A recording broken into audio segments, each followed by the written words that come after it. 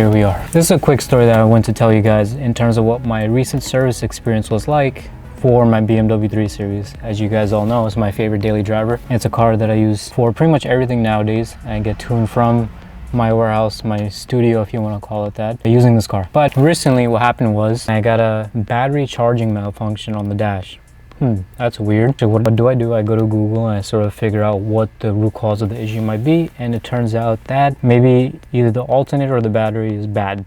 Obviously, that's a no-brainer. One thing I also wanted to mention is the fact that in order to change this, I need to take the car to service at BMW because I am not going to tinker with my daily driver, and that's also my family's car as well. Now, I was expecting to just replace the alternator and call it a day. Naturally, it's the dealership, so no. I wound up getting a diagnosis report stating the issue is the oil filter gasket that needs to be replaced. It failed, which caused the oil to splatter all over my alternator from the engine, causing the alternator to malfunction, which means the battery didn't charge anymore. And actually, I'll show you guys a video of exactly the diagnosis that I got from the BMW technician here now. Good afternoon. We're diagnosing your vehicle for the alternator malfunction. The alternator is covered in oil, but we do believe that the alternator is salvageable. It has set a fault, but it's not putting out voltage. So if we can just clean it up, it'll be okay. So basically, you got oil leaks coming from your oil filter housing gasket, as you can see here, dripping down onto your belt and tensioner, which is coming apart and spewing all over the engine. And the belt is slipping, and that's what's causing the charging malfunction. So we have to replace the belt and tensioner and fix the oil leak. You also have an oil leak from the oil cap itself. So we recommend to change the oil cap and perform an oil change as well. We do recommend that you do all these recommendations to fix the charging malfunction. If it does need the alternator, that will be extra, but at this time, like I said, we think that the alternator is going to be okay. Thank you for servicing your vehicle here at BMW Springfield. Okay, they recommend I do all the recommendations, but so yeah, that's what the engine bay looked like, because there's pretty much oil and gunk everywhere that need to be cleaned. On top of that, they said they can probably salvage my alternator, clean it up, and reuse it. Now, the issue was, and the whole reason for me making this video, is the fact that here are the charges. This is about $3,000 for something that should be a quick fix and is very easy, simple replacement.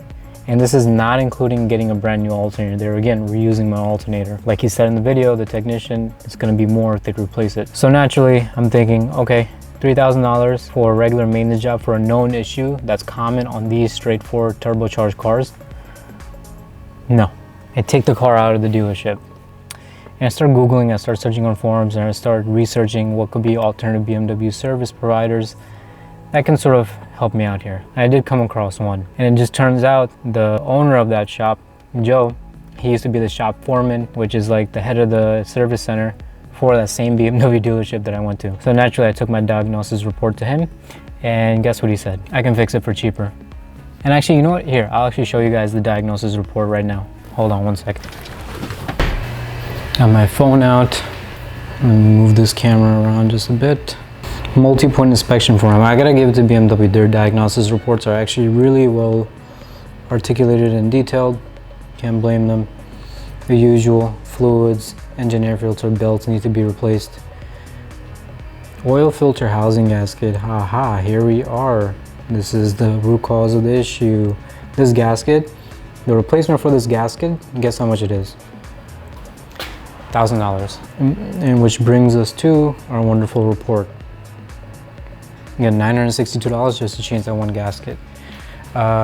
No, I'm not gonna do that. Take my car to Joe, took a look at the car, took a look at what the issues are, and he's actually replaced multiple oil filter gaskets on other cars before recently, because it's known as, again, like I said, it's a common issue. So he took my car and I had it back literally the very next day. And he said, I'll also give you a brand new alternator, OEM replacement, for the same cost that he would buy it for.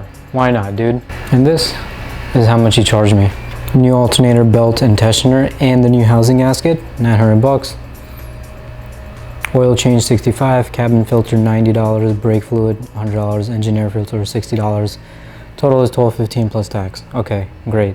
For almost a third of the cost of what the service center charged me, he replaced and changed and cleaned up the engine bay, did everything that was recommended by BMW themselves. In addition to that, brand new alternator. This is actually one thing that I wanted to talk to everybody or educate everybody on, is because of the fact that BMW dealerships, or any dealership for that matter, they're naturally going to have a higher cost of servicing your car. It's not because they're crooks. Well, up to a certain extent I can see how people would think that, but you got to take into account the overhead costs of actually running and maintaining a service center in a dealership. You have all the admin people that book and schedule appointments for the customers. You got to pay all the mechanics and technicians that go to specialized schooling specifically for these cars, and naturally have a higher salary because of that. The OEMs and the BMWs and the Mercedes-Benzes and Land Rovers, whoever of the world, they pay these higher salaries because of the fact that these are specialized technicians working on their cars, and they have the know-how and the knowledge to very quickly diagnose and repair any issue that might go wrong with their cars. And on top of that, you have like your regular detailing and cleaning services as well. So there's a lot that actually goes into maintaining and running a service center in a dealership, and naturally the customer has to absorb some of the costs of that. So it's a give or take. If you're looking for convenience and you don't really care, and you have warranty, by the way, that's a big one. If you have warranty, by all means drop it off at the service center and just pick it up whenever it's ready and it's brand new. You don't have to worry about anything regarding the actual issues or anything related to the know-how of how the engine works, etc. Or if you're someone like me who's out of warranty and the car is from 2013, it's a few years old now, it's smarter and wiser to sort of take it to somebody who's a specialist and who knows what they're doing and have been working on this car for years, so they're not going to spend too many hours working on your car and figuring out what's wrong, and they charge you a fair price. And everybody wins at the end of the day because they get a better reputation because of it, and more customers come to them for more work, and naturally we benefit because we don't pay as much as the dealership charges. Yeah, it is a give or take, because if you are a mechanic and you're working at one of these service centers, you have a great career and you're building good relationships with strong companies and big OEM manufacturers. But at the same time, if you're a customer out of warranty, it's not exactly the funnest thing going to a service center. So keep in mind, always Google, go on forums, ask around and see if it's a common issue that your car might be diagnosed with, and take it to somebody who knows better. And because Joe was so amazing and he gave me great service, I left him a glowing review on Google, and naturally because of that, people are going to be more willing to go to him for future work. In addition to that, I do want to highly recommend everybody to just do your research. No need to get all riled up. There's always other options out there if you're just willing to look for it. And also, I just wanted to state that I'm not exactly the biggest social media guy out there. I don't have a big following, and I paid full price for all of these things. I'm sort of just giving you guys a real life learning experience that I recently had to go through. That way it's easier for you all to sort of maneuver around this, what would otherwise be a headache. Again, I'm not that famous. I only have about 97 subscribers, which, by the way, thank you guys, you're awesome. Keep watching and keep liking my videos. And yeah, that's it for now. More content coming soon. Peace.